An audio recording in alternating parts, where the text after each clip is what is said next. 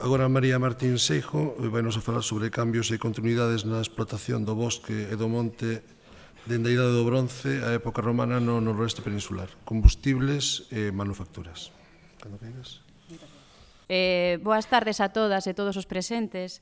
Presentamos hoxe no 7º Encontro Arqueolóxico do Barbanza un breve resumo da tese de doutoramento a xestión do bosque e do monte dende a Idade do Ferro á época romana no noroeste da Península Ibérica, a partir do consumo de combustibles e da produción de manufacturas en madeira. Como punto de partida, establecemos os obxectivos principais e específicos da investigación, abordando o estudo dos conxuntos arqueobotánicos cunha perspectiva arqueolóxica e dende unha concepción materialista da historia. Ao longo do traballo, tentamos afondar sobre temas como a relación establecida entre a sociedade e o medio ambiente, o bosque e o monte como territorios da vida cotiá, ou o significado simbólico das árbores e da madeira, entre outros. Coñecer as estrategias organizativas que conformaban a xestión do bosque e do monte durante a Idade do Ferro e o período romano a partir do tipo de aprovisionamento de recursos leñosos foi o noso obxectivo principal. Pretendemos realizar unha aproximación á relación establecida entre unha comunidade e o seu territorio, a partir do aprovisionamento de recursos leñosos destinados á produción de combustible e madeira para manufacturas, ampliando deste modo o noso coñecemento sobre a subsistencia e as actividades cotiás, dando así visibilidade a un tema pouco tratado para esta área e cronoloxía, e facendo visibles aos suxeitos sociais que realizaban estes traballos. Durante o período cronolóxico considerado, prodúcense importantes transformacións no noroeste peninsular. A Idade do Ferro caracterízase por ser un período durante o que se produce un aumento da complexidade social e un cambio nos patróns de asentamento, que vai acompañado de cambios nas estruturas arquitectónicas e nos sistemas construtivos. Ademais da incorporación de novidades tecnolóxicas en determinadas actividades relacionadas coa pirotecnoloxía, como poden ser a produción cerámica ou a metalúrxica. A partir do século IX antes da nosa era, as transformacións sociais e económicas que se producen poderían estar relacionadas coa irrupción dos fenicios no Atlántico e coa sustitución paulatina do bronce polo ferro, que afectarían as anteriores redes de intercambio. O período romano caracterízase pola transformación do tipo de ocupación do territorio, diversificándose os lugares de hábitat. Tamén tiveron lugar importantes cambios no sistema productivo, derivados da intensificación da explotación dos recursos minerais, mariños, agrarios e forestais, o que conlevou unha forte presión antrópica sobre o bosque, avanzando a deforestación. Aínda que de forma paralela se introduciu a xardinería e se intensificaron as prácticas de silvicultura de tradición mediterránea, como o cultivo do castiñeiro, da vide e da oliveira. O aumento da mobilidade facilitado pola construción de vías de comunicación que atravesaban o territorio favoreceu o transporte, intensificando o intercambio de bens, a circulación de ideas e a progresiva diseminación de especies vexetais a escala local e regional. Acadar o obxectivo principal descrito ao inicio fixo preciso establecer unha serie de obxectivos específicos, como a incorporación da recollida de mostras nas intervencións arqueolóxicas, a aplicación da metodoloxía desenvolvida en diferentes períodos cronolóxicos e noutras áreas xeográficas, ademais da integración dos restos arqueobotánicos como unha evidencia arqueolóxica a máis nas intervencións, que nos permita analizar os procesos deposicionais e posdeposicionais que afectaron aos depósitos arqueolóxicos. Os conxuntos arqueobotánicos seleccionados foron os residuos da combustión e as manufacturas en madeira recuperadas en 20 xacementos arqueolóxicos do noroeste peninsular. Os xacementos da Idade do Ferro considerados foron en todos os casos castros, como Cociñadoiro, Zoñán, Punta Perico, Neixón Grande, Castrovite, Castrolandín, Alto do Castro, Monte Alegre, Navás, Punta do Muiño, Coto do Mosteiro e Castromao. Mentres que os xacementos de ascripción romana son máis heteroxéneos, inclúen diferentes tipos de lugares de habitación, unha ocupación temporal en cova, no caso de Cova de Xato, unha construción vinculada ao vicus de Caldas de Reis, lugares de produción especializada como as Salinas do Areal e outros máis complexos como Reza Bella. Para dar perspectiva aos anteriores datos e poder establecer a existencia de cambios e similitudes na xestión forestal, incluíronse as mostras de xacementos con ocupacións anteriores ao período cronocultural seleccionado. Da Idade do Bronce incluíronse os poboados abertos da Igrexa Parroquial de Labra e Monte Calvo. E para observar a evolución posterior, analizamos conxuntos adscritos á Idade Media e moderna procedentes dos xacementos de Amourela 5 e Covairós. Ambos lugares de habitación con certas peculiaridades. No primeiro caso, trátase dunha ocupación estacional en relación con actividades pecuarias e no segundo caso, trátase dunha ocupación en cova probablemente temporal. Consideramos que estes conxuntos arqueobotánicos son evidencias directas da relación establecida entre a sociedade e o entorno e responden a unha percepción particular do mesmo e a que a xestión do bosque e do monte están intimamente ligadas ao ámbito doméstico e á cotidianeidade. A recollida de leña, como outras actividades de mantemento, asóciase habitualmente coa inmobilidade, pero pode experimentar cambios importantes, polo que probablemente as transformacións socioeconómicas que se producen durante o período considerado se reflictan tamén en cambios nas pautas de aprovisionamento dos recursos forestais. As sociedades castrexas asócianse habitualmente con actividades como a agricultura e a guerra, e por extensión coas figuras masculinas do campesiño e do guerreiro, mentres que na nosa investigación toman relevancia aquelas actividades relacionadas coa cotidianeidade desenvolvidas en espazos como o bosque e o monte, que se asocian ao inculto fronte aos campos de cultivo. Esta perspectiva permítenos facer visibles a outros suxeitos sociais, como as mulleres e os individuos infantís, maioritariamente responsables nas sociedades modernas da recollida do combustible doméstico, ademais de considerar o bosque e o monte como espazos produtivos que proporcionan todo tipo de materias primas. Para abordar o estudo dos procesos de produción relacionados cos recursos forestais, utilizamos o concepto de cadea técnica operativa, aínda que este é un concepto pouco utilizado na arqueoloxía materialista que utiliza no seu lugar o de proceso de traballo, consideramos que a cadea técnica operativa presta unha maior atención ao proceso técnico. As técnicas forman parte dun sistema que pon en relación os materiais, as secuencias de acción, as ferramentas e o coñecemento particular. A existencia de ferramentas, cadeas ou principios técnicos en común crean entre as diferentes cadeas técnicas múltiples relacións de interdependencia que lle confiren o seu carácter sistémico. A obtención da materia prima é a primeira etapa da cadea operativa. O aprovisionamento directo parte do coñecemento dos ciclos de produción e rexeneración das diferentes plantas e pode chegar incluso á adopción de prácticas de silvicultura e arboricultura. O indirecto consiste no intercambio con outras comunidades ou no comercio cando existe economía de mercado, o que favorece a aparición de sectores especializados nesta tarefa. Para abordar as prácticas de silvicultura e arboricultura, incorporamos o concepto de árbores culturalmente modificadas, un termo creado para describir alteracións físicas que poden ser permanentes ou non relacionadas con actividades produtivas, prácticas de silvicultura e arboricultura ou co uso tradicional do bosque. Os espazos de aprovisionamento dos recursos forestais son fundamentalmente o bosque e o monte. O espazo forestal debe de ser entendido como algo producido socialmente, non só como contedor dunha actividade social, senón que debe de ser conceptualizado como unha dimensión da acción social, resultado dun longo proceso de interacción e transformación dunha sociedade e un entorno ao longo do tempo. Pero existen recursos forestais que se atopan fora das áreas de bosque e monte. Para incluílos, introducimos o concepto de árbores fora do bosque, neoloxismo que se refire con relación ao bosque e por defecto, agrupando as árbores localizadas en terras que non pertencen á categoría de bosques ou terras forestais nin a outras terras boscosas. A aproximación ao significado das plantas nas sociedades pretéritas é unha das maiores dificultades da arqueobotánica. Sempre deberíamos de ter presente que o territorio é percibido polos suxeitos sociais nun proceso do que forman parte aspectos cognitivos, emocionais, interpretativos e avaliativos. As árbores foron percibidas en diversas sociedades ao longo do tempo como seres vivos equiparables aos seres humanos. Podemos rastrexar exemplos desta percepción das árbores en Europa ata inicios da Idade Media, período no que aínda os seres humanos son considerados parte inseparable do entorno natural.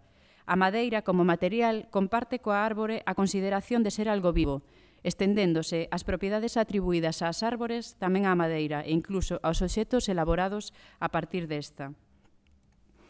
O método de estudo dos conxuntos arqueobotánicos seleccionados tivo como punto de partida a análise xiloantracolóxica, dendrolóxica, tafonómica, arqueolóxica e morfolóxica de cada un dos fragmentos, que un a un foron rexistrados nunha infraestrutura de datos espaciais, ferramenta que nos permitiu posteriormente tratar e analizar os datos obtidos tanto a nivel cualitativo e cuantitativo como a nivel espacial a diferentes escalas.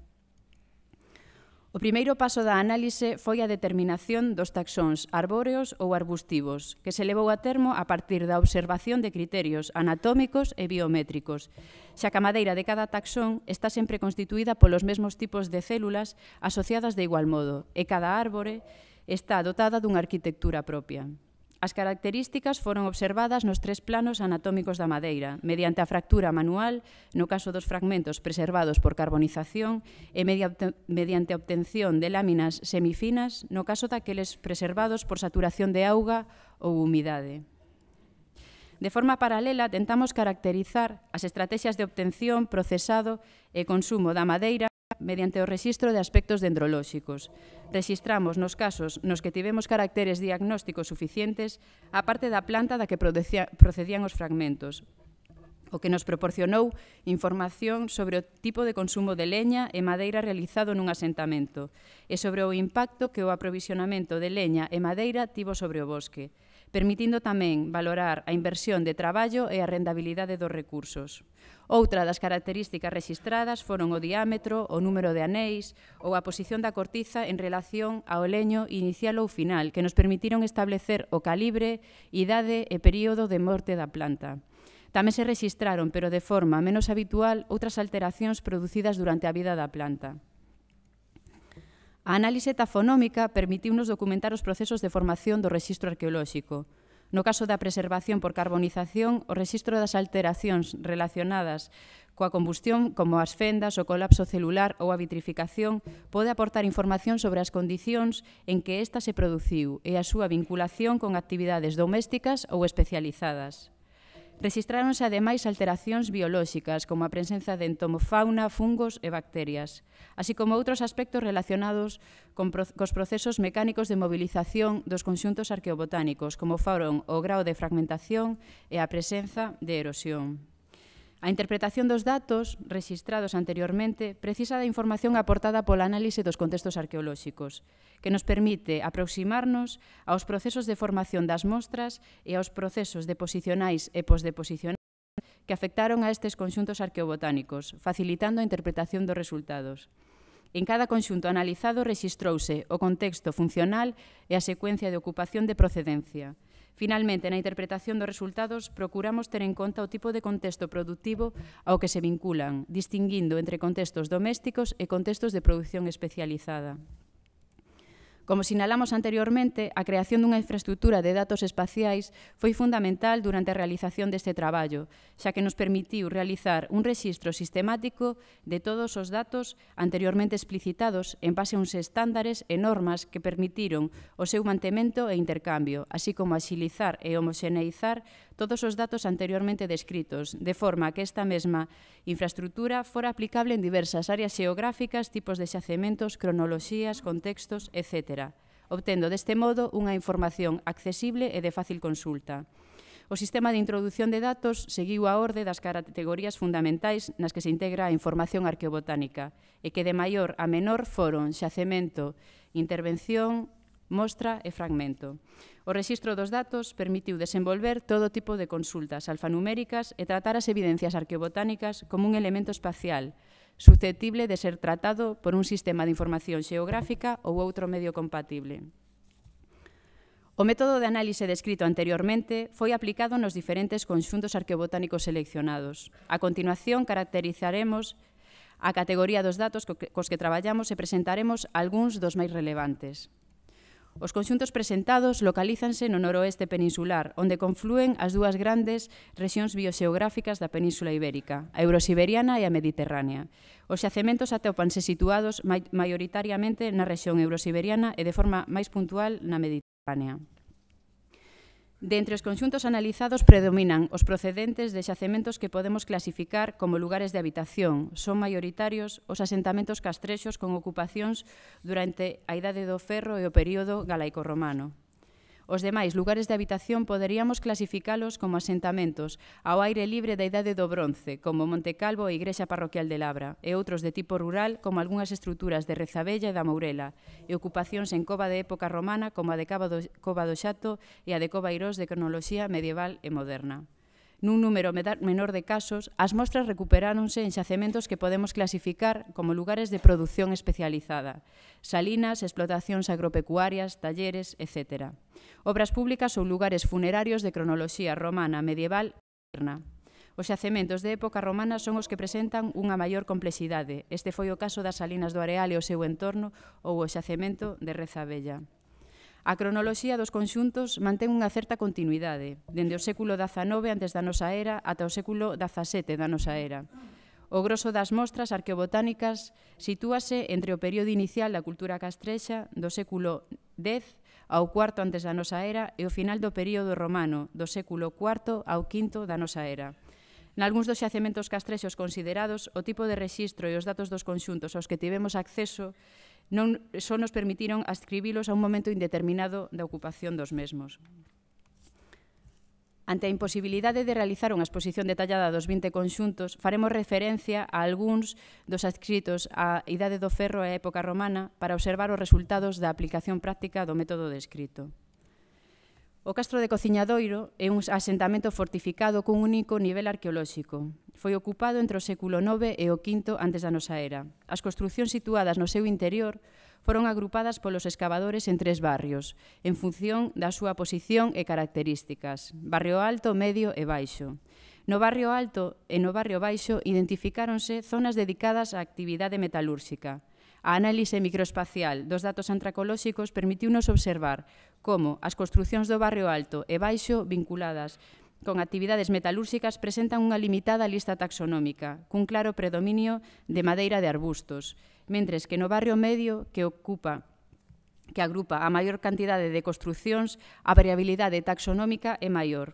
As diferenzas entre as diferentes áreas do poboado non só se observan na composición taxonómica dos conxuntos, senón que tamén na porcentaxe de fragmentos con alteracións relacionadas co proceso de combustión, como son as fendas radiais e a vitrificación, que presenta unha elevada porcentaxe nos conxuntos do barrio alto e do baixo, afectando especialmente aos conxuntos recuperados en estruturas de combustión. Os datos de Cociñadoiro poderían apuntar á existencia dunha acusada selección de combustibles no caso do desenvolvemento de actividades metalúrxicas, mentres que en contextos relacionados con actividades domésticas e non especializados o aprovisionamento de combustible é máis diversificado. Castrovite foi un castro cunha longa ocupación entre o século VIII antes da nosa era e o II da nosa era, durante a que tiveron lugar varios incendios sucesivos que permitiron unha preservación excepcional de restos orgánicos. Durante a análise, observouse a existencia de numerosas varas completas de abeleira, formando parte dos conxuntos nos contextos de incendio e de impresión sobre arxila de entretecidos vexetais. A medición dos diámetros de ambas evidencias permitiu documentar a selección de varas de diámetros similares en ambos casos. A elaboración de estruturas de entretecidos vexetais a partir de varas de abeleira precisa do aprovisionamento de varas longas e flexibles, sen polas laterais e cun diámetro parecido, para o que son necesarias podas que modifiquen as características dos novos gomos, favorecendo o crecemento de polas longas e rectas cun diámetro similar e retardando a aparición de polas laterais. A existencia de prácticas de silvicultura da abeleira en Castrovite, dende as ocupacións máis antigas, supón a existencia dunha xestión dos recursos forestais na que existe unha planificación destinada ao aprovisionamento de madeira para un uso determinado e cunhas características adaptadas ao mesmo. En Castrolandín, a análise microespacial dos datos vinculados á ocupación do século IV antes da nosa era ao I da nosa era poderían apuntar á existencia dun consumo diferenciado dos recursos forestais en diferentes áreas do asentamento. Na construción E, só se consumirían taxóns procedentes do bosque mixto e das áreas de matogueira, mentres que nas construcións B e K teñen unha importancia significativa, ademais das anteriores, tamén as formacións de ribeira.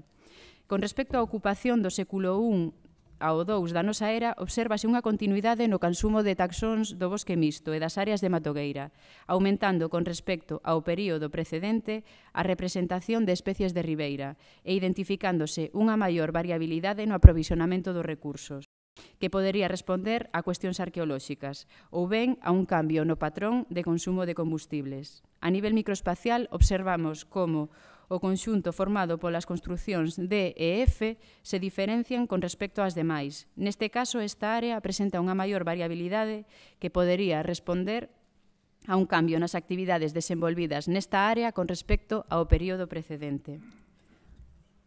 A documentación de obxetos elaborados e desfeitos de produción amortizados como combustible no patio entre as construcións D e F apuntaría a que nesta área probablemente se ubicaría un taller de carpintería. Os datos sobre manufacturas apuntan a unha selección dos taxóns utilizados. Os elementos estruturais foron elaborados en madeira de carballo e abeleira, mentres que outros obxetos relacionados probablemente co enxoval doméstico estaban elaborados en madeira de ameneiro e freixo, identificándose similitudes co aprovisionamento de combustibles, xa que en ambos casos se explotan especies locais e varios dos taxóns son utilizados tanto como combustible como para a elaboración de manufacturas. A presenza de acibro entre os desfeitos de produción é moi significativa, xa que este taxón aparece no noroeste peninsular de forma moi esporádica nas secuencias antracolóxicas. En este caso, todos os fragmentos identificados presentaban evidencias de traballo. Esta madeira presenta uns rebaixes similares ás insercións que se realizan para axustar a peza aos extremos do torno, o que podería ser a primeira evidencia da aplicación da técnica de torneado sobre madeira. Navás foi o único dos casos no que directamente fomos responsables tanto da planificación da excavación como da recollida e análise das mostras. Este asentamento presenta un único nivel de ocupación durante un lapso de tempo breve, entre o século II antes da nosa era e o I da nosa era, identificándose nos niveis de ocupación debaixo dos derrubes restos in situ da derradeira combustión sobre os fogares. A análise polínica indica que, a pesar da curta duración desta ocupación, a comunidade exerceu unha forte presión sobre o entorno forestal, que tivo como consecuencia unha degradación do bosque mixto, seguida dun avance das formacións de matogueira cara ao final da ocupación. As madeiras carbonizadas recuperadas sobre o fogar, algunhas con evidencias de manufactura, indican que probablemente o derradeiro lume acendido foi acendido utilizando como combustible algúns dos elementos que formaban parte da construcción e do enxoval da vivenda. Tamén é significativo que no interior da estrutura non se localizaran apenas fragmentos cerámicos, nin outro tipo de obxetos arqueolóxicos, o que podería apuntar tamén a que a destrucción foi intencionada e planificada. A análise microespacial dos taxóns do nivel de incendio permítenos observar como a maior concentración de restos no interior da construción se produciu na zona central e nas áreas máis próximas ao muro, coincidindo esta distribución coa dos fragmentos afectados pola acción de insectos xilófagos e hifas. A ubicación e asociación de taxóns permítenos establecer hipóteses sobre os elementos construtivos utilizados e coa posible distribución dos elementos estruturais. O xacemento romano do areal permitiunos rexistrar unha cerca e unha canle confeccionadas en madeira que delimitarían os estanques das salinas, vinculadas á ocupación do século I ao III da nosa era. Nesta estrutura, observamos unha marcada selección dos taxóns utilizados. Todas as especies identificadas son locais e probablemente se atoparían nas inmediacións. A partir do rexistro da parte da planta utilizada e a curvatura, observamos como existiu unha tala de árbores para a confección de postes e táboas da cerca, e incluso para a elaboración de estacas e cuñas.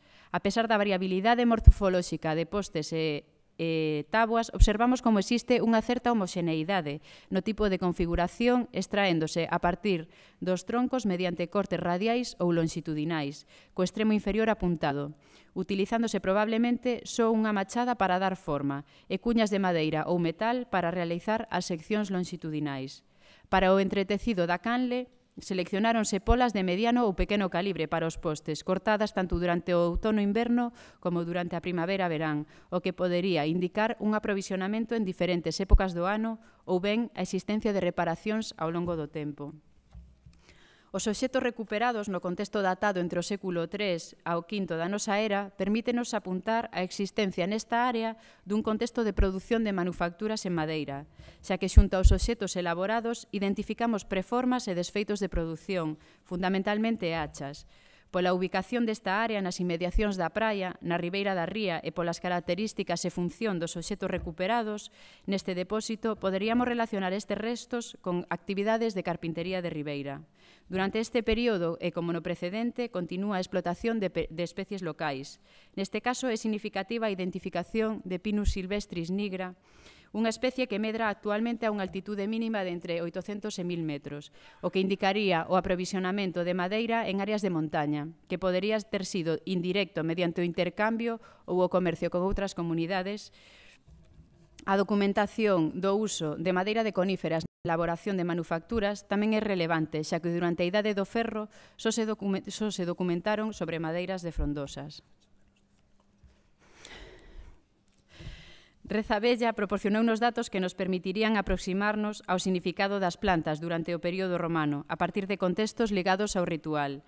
Na necrópole de incineración, con estruturas primarias e secundarias, documentouse a presenza recorrente de carballo e freixo, ambos probablemente cunha importancia fundamental no desenvolvemento do ritual. A análise clúster dos resultados, utilizando o índice similitude de Jacquard, permitiunos agrupar en 4 conxuntos os datos. Este número tan elevado de grupos indicaría un consumo heteroxéneo de combustibles. Permitiunos establecer hipóteses de asociación entre diferentes estruturas. As similitudes poderían, polo tanto, apuntar relacións entre estruturas primarias e secundarias ou tamén pautas en relación ao ritual e incluso diferentes períodos temporais. Unha vez considerados os datos obtidos na nosa análise xunto con aqueles publicados ou inéditos de estudos realizados por outras investigadoras, podemos realizar unha aproximación aos patróns de aprovisionamento de combustibles. O achegamento aos patróns de aprovisionamento de combustibles realizouse a partir da consideración de forma conxunta das frecuencias absolutas de carbóns dispersos e concentrados.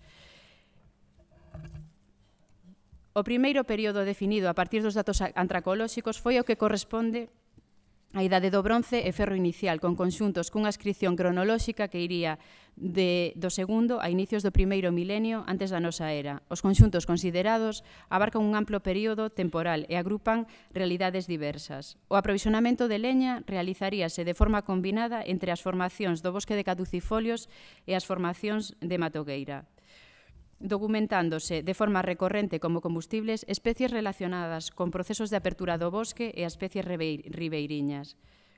Se consideramos os datos antracolóxicos agrupándoos en poboados abertos, asentamentos en altura e fortificados, observamos como o patrón de aprovisionamento de combustibles é similar, aínda que semella que nestes últimos se intensifica a presión sobre o entorno forestal, aumentando a proporción de leña de matogueira consumida. Como consecuencia do anterior, obsérvase un aumento da proporción de arbustos consumidos como combustible, fronte ao descenso de madeira de árbores, especialmente cara ao final do período nos asentamentos en altura e nos fortificados. Esta preferencia podería responder a unha estrategia destinada a asegurar unha reserva renovable de combustibles. A partir do século V, antes da nosa era, observamos un claro cambio no patrón de aprovisionamento de combustibles, que se prolongará ata o cambio de era, estendéndose en algúns casos as cronoloxías dos conxuntos considerados ata o século II ou IV da nosa era. Os datos antracolóxicos da área de influencia mediterránea indican unha forte degradación das formacións forestais nos asentamentos ocupados de forma intensa, tal e como apuntan as elevadas porcentaxes de Erica, Fabaceae e Arbutus, fronte a unha baixa proporción de Quercus. Documéntase un aprovisionamento preferente nas formacións arbustivas e de matogueira. Con respecto ao período precedente, obsérvase unha significativa desaparición ou forte diminución, dependendo do xacemento, de especies de claros e da orla do bosque, e teñen pouca importancia as formacións ribeiriñas como lugares de aprovisionamento de combustibles. Fronte a estes datos, contrastan os de Castrelín de San Juan de Paluezas, que non se adapta a este patrón de aprovisionamento. Neste caso, consúmense preferentemente quercíneas e especies de formación ribeiriñas. O elevado consumo de erica, que suxeriría unha profunda e irreversible degradación do entorno, podería tamén estar relacionada coa súa selección intencional polas súas calidades, xa que produce unha temperatura moi elevada permitindo un mellor rendemento térmico e facilitando o aforro de combustible. Nalgúns dos xacementos nos que se identificou unha presencia significativa de erica, hai evidencias de produción metalúrgica. Este novo patrón de consumo de combustibles tería implicacións a nivel da organización do traballo. Naqueles asentamentos nos que hai un aprovisionamento preferente de madeira de arbustos, a inversión de tempo e de traballo para obter unha mesma cantidade de biomasa destinada a ser consumida sería cada vez maior. O patrón de aprovisionamento dos recursos forestais na área eurosiberiana apuntaría a unha preferencia de quercus cando este taxón está disponible no entorno do asentamento. Aínda que a obtención de leña a partir de Fabaceae é recorrente, documentándose a presenza de erica naqueles lugares con longas ou intensas ocupacións. A preferencia pola madeira de quercíneas implica unha organización do traballo radicalmente diferente ao anterior. Neste caso, o tempo dedicado ao aprovisionamento probablemente sería menor, xa que o entorno non se atoparía tan degradado e estas árbores proporcionarían cada unha delas unha gran cantidade de biomasa. Por outra banda, durante este período está documentado o consumo polas elites locais de viño, aceite, esencias, perfumes, xoias, cerámica relacionada coas libacións, etc., resultado do comercio cos púnicos gaditanos. En xacementos nos que se identificaron este tipo de obxetos, documentáronse tamén especies cultivares relacionadas coa arboricultura. A terceira etapa que distinguimos a partir dos datos antracolóxicos prolongaríase desde o cambio de era ata o século V da nosa era. Neste caso, os conxuntos considerados teñen unha procedencia moito máis heteroxénea. A nivel xeral, observamos como a importancia das especies de matogueira neste momento é moito menor, identificándose de forma recorrente o consumo de madeira de especies relacionadas coa arboricultura, especialmente castanea, identificándose unha presenza recorrente de madeira de coníferas como Pinus pinea pinaster que con anterioridade aparecían de forma moi puntual e esporádica. A diferenza entre as áreas bioxeográficas continúa a ser a diferente porcentaxe de Fabaceae. En síntese, na área mediterránea observamos unha maior proporción de elementos termófilos que se podían relacionar coas características climáticas do período cálido romano, cando o incremento das temperaturas favorecería a súa presenza. En liñas xerais, obsérvase unha clara preferencia pola obtención de combustible a partir de madeira de árbores, o que, como sinalamos xa anteriormente, implica un cambio na estrategia de recollida de madeira. Todos estes datos permítennos tamén realizar unha aproximación á transformación da paisaxe forestal que se produce durante todo o período considerado e a relación establecida entre as comunidades e o territorio. A substitución das formacións forestais polas comunidades arbustivas é probablemente unha das características fundamentais da evolución do coberto vexetal dende a idade do bronce ata a época romana. A alternancia na explotación do bosque e das formacións de matogueira durante a idade do bronce e os momentos iniciais da idade do ferro relacionaríase coa presenza de Fabaceae nos conxuntos arqueobotánicos. Este comportamento cambia a partir do século V antes da nosa era, cando se documenta unha forte degradación do coberto forestal que vai paralela ao incremento do consumo de madeira obtida das formacións arbustivas e de mato. Na área bioxeográfica mediterránea ou na eurosiberiana, no piso montano, a degradación na contorna dos asentamentos é moi acusada, condicionando a explotación dos recursos forestais. As formacións de mato explótanse con maior intensidade, presentando predilección pola madeira de erica. Na área de influencia atlántica, no piso colino, increméntase a presión sobre as formacións forestais, aumentando o consumo de madeira a partir de árbores, nos bosques mixtos e nas formacións ribeiriñas. Non obstante, cando se observa unha clara ruptura é a partir de época romana, cando hai unha clara preferencia pola madeira obtida a partir de árbores. Un comportamento que contrasta fortemente co anterior, especialmente se temos en conta a importante deforestación que se produce neste momento polo aumento exponencial da demanda de recursos leñosos e que leva aparellada un aumento na degradación e erosión do solo. Moitas gracias pola vosa atención.